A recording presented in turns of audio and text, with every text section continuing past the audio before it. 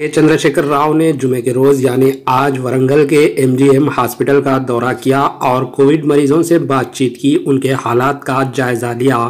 Bureau report, HN news.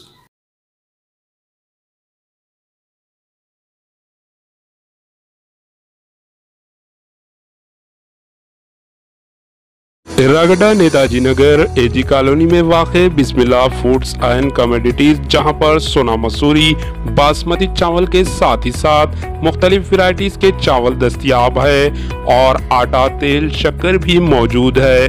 कम से कम दामों में सहूलत फराहम की जा रही है।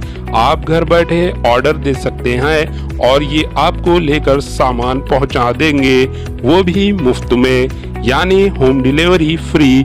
देर किस बात की, फौरी इन नंबर पर राब्ता पैदा करें 6301809556 8247414549।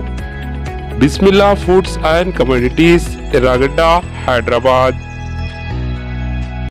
हमारे एचएन न्यूज़ को सब्सक्राइब करिए ताकि आपको नोटिफिकेशंस आते रहे वक्त पर।